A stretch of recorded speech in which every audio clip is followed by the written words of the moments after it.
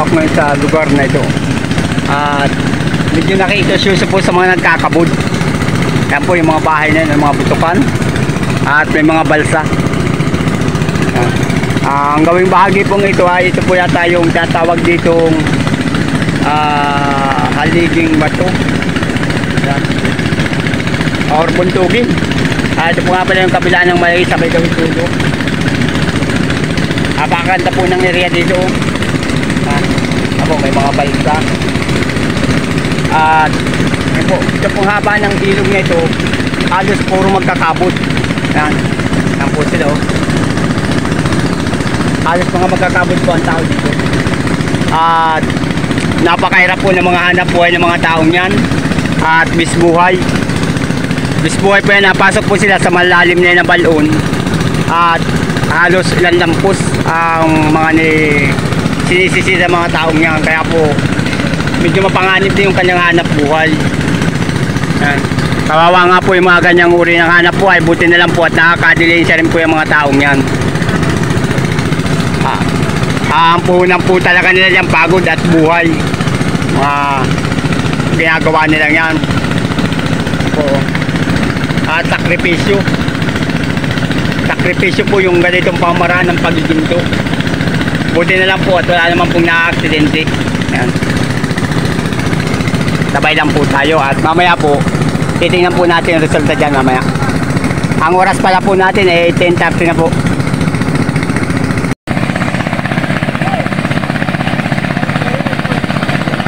Ganda po ng bato na kahit taas nila. Siguro po yan may mga gintong lamantana naman at mapaganda naman po yung kita ng mga tao yan.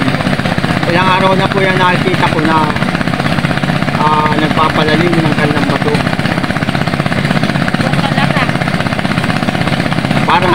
Parang gusto ko pong makisyoso, malangoy ako dyan maya. Ako po ngayon ay tamang usyoso lang sa mga nagkakabot. Ayan.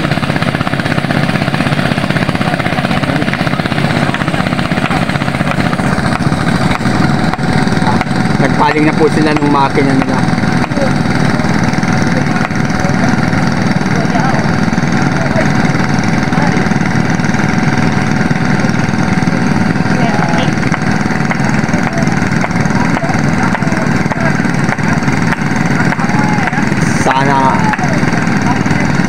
Sana ay maraming laman po yan at mga namimigay naman po yan mga taong yan. Pag sila po ay may mga nakukuhang ginto, ay ang kagandahan po sa kanila mga namimigay po. Pero parang mahirap po tayong tamang usyoso lang po tayo. Sinasako na po. Oras po natin ay 4:03 na po, alas 4:03. Ayan po, patuloy pa po silang mga nagkakabot. Nagpupumilit yung iba na makapasayat ng kanilang balon. At yung pong iba dyan ay may mga kita na ito pong ating natutukan ito ay naglulubog pa po sila ng square sheet. Ayan yung pong plywood ay nilulubog pa nila para lumalim yung kanilang protection sa pagsisid. Yan po ang kwenta protection lang nila. Yung plywood na yan ay binabaw na tinutungtungan ng mga tao. Ayan, may nakasakay ng mga tao. At yan po ay ilulubog nila.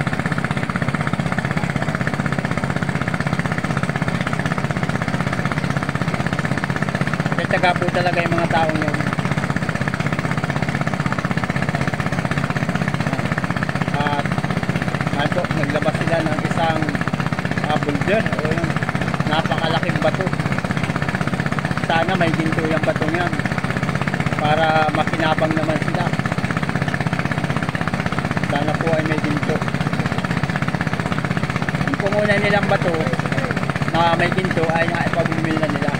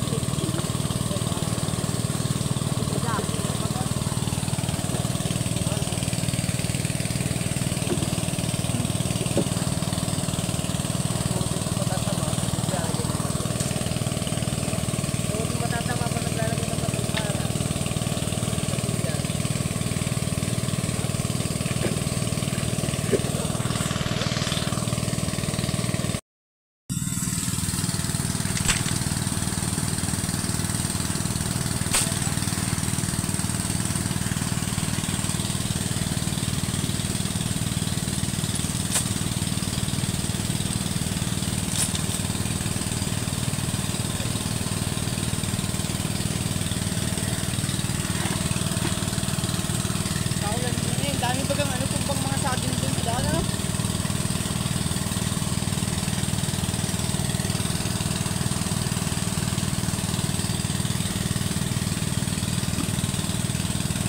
Sa dahan pala yung ano? Ha? Liga. Ay, galing ka dun? Oo. Yung napalitadahan. Mabuti daw bukas. Ha? Mabuti daw bukas. Oo.